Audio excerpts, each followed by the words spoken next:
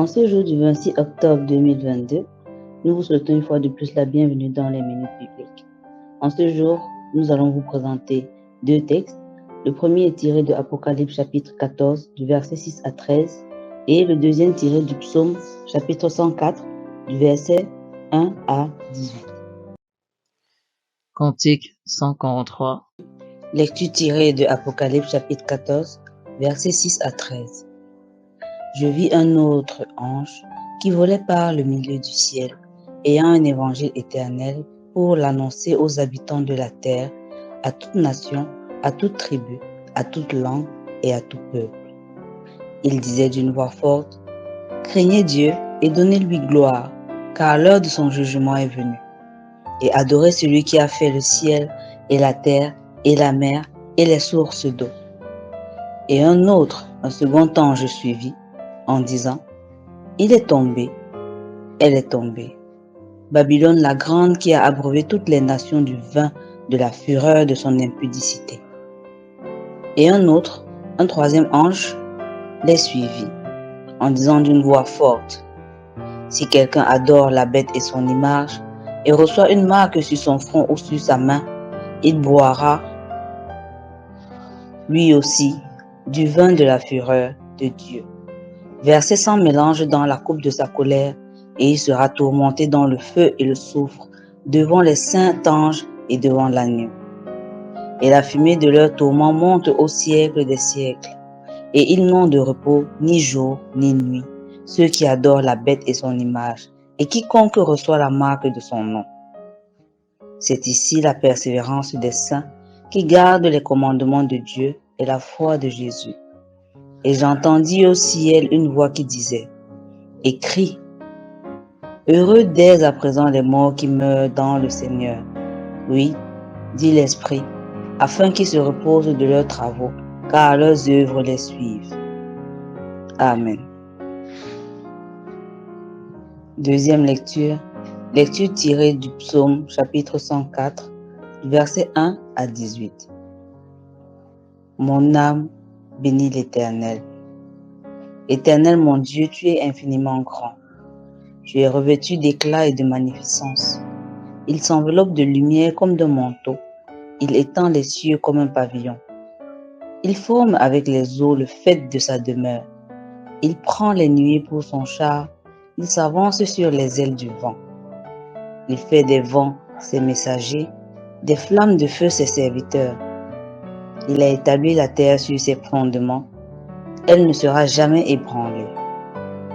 Tu l'avais couverte de l'abîme comme d'un vêtement. Les eaux s'arrêtaient sur les montagnes. Elles ont fui devant ta menace. Elles se sont précipitées à la voix de ton tonnerre. Des montagnes se sont élevées, des vallées se sont abaissées au lieu que tu leur avais fixé.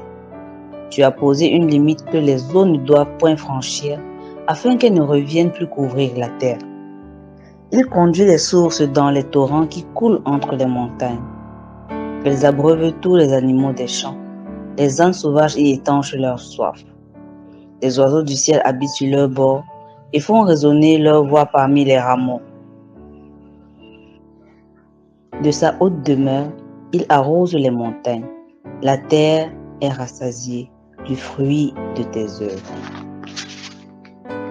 Il fait germer l'herbe pour le bétail et les plantes pour les besoins de l'homme, afin que la terre produise de la nourriture. Le vin qui réjouit le cœur de l'homme et fait plus que l'huile resplendir son visage, et le pain qui soutient le cœur de l'homme. Les arbres de l'Éternel se rassasient, les cèdres du Liban qu'il a plantés. C'est là que les oiseaux font leur nid, la cigogne a sa demeure dans les cypresses. Les montagnes élevées sont pour les boucs sauvages, les rochers servent de retraite aux damans. Bien-aimés chers auditeurs des Minutes Bibliques, bonjour et bienvenue à la dévotion matinale du mercredi 26 octobre 2022. Pour vous servir, le pasteur Henri-Joël Mendy de l'église évangélique du Cameroun. Le texte d'Apocalypse de ce matin nous place devant la proclamation du jugement de Dieu fait par 3 anges. Et cette proclamation du jugement de Dieu se fait sous fond d'une bonne nouvelle ou de la bonne nouvelle. Et nous sommes donc en droit de nous poser la question de savoir comment le jugement de Dieu peut-il représenter une bonne nouvelle. Au moins, peut-il donner l'occasion d'adresser un appel aux incroyants pour qu'ils se convertissent? Ensuite, ce jugement marque la disparition définitive du mal et de la corruption. On ne peut pas exclure non plus que cette bonne nouvelle soit liée à l'annonce de la grâce offerte à tous par Dieu. Revenons donc sur les éléments phares de cette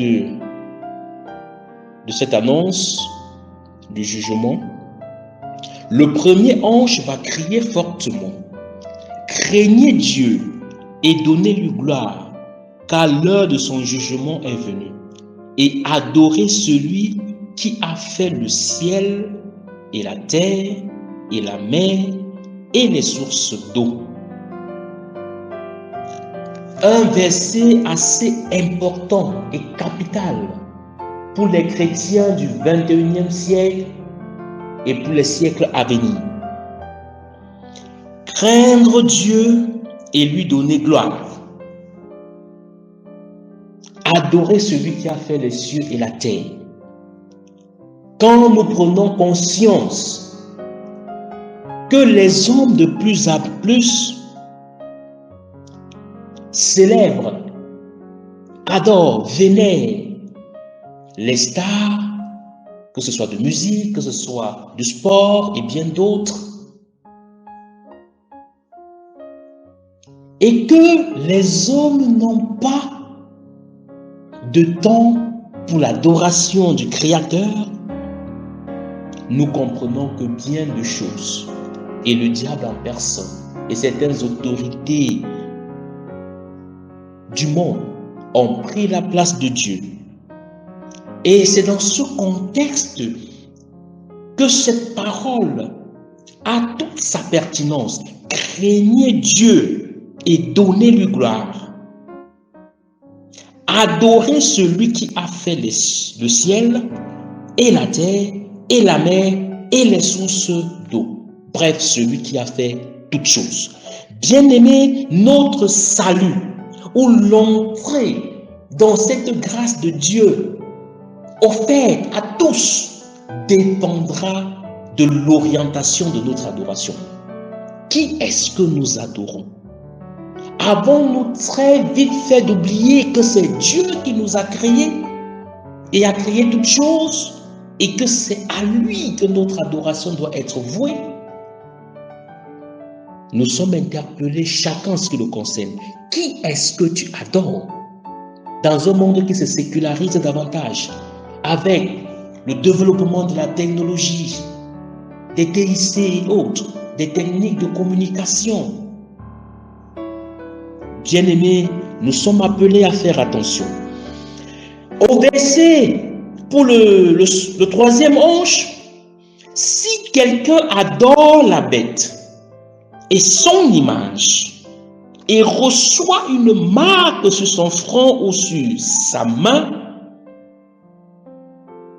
il boira lui aussi le vin de la fureur de Dieu. Et il sera tourmenté, jeté dans les temps de feu, de soufre, devant les anges et la nuit. Le monde est en train d'aller si vite. Et la marque de la bête, la vénération de la bête, la soumission à la bête est en train de prendre des proportions énormes. Bien-aimés, d'où la recentralisation de notre foi. Qui est-ce que nous adorons? On a vu même des pasteurs dans des églises être vénérés. Vous entendrez des chrétiens dire: j'adore, je célèbre le Dieu de papa. Papa, le Dieu de papa, c'est lequel? Pourquoi on ne peut pas célébrer l'éternel Dieu créateur du ciel et de la terre simplement? Bien-aimés, faisons attention, l'heure est grave et le salut est plus proche de nous que jamais. Mais attention à qui nous vouons notre adoration et notre célébration. Attention, qui est-ce que nous suivons?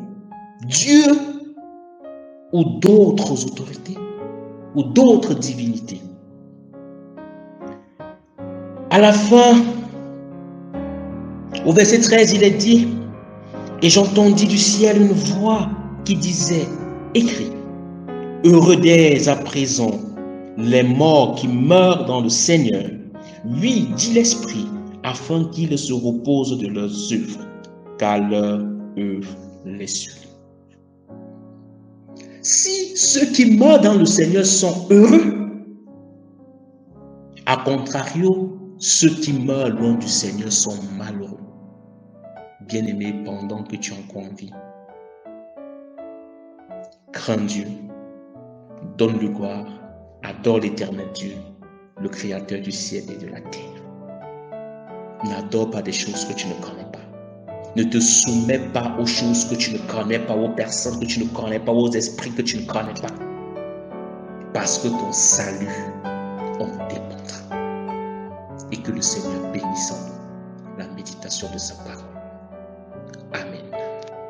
Merci pour votre attention dans les minutes bibliques et que la paix du Seigneur soit toujours avec vous.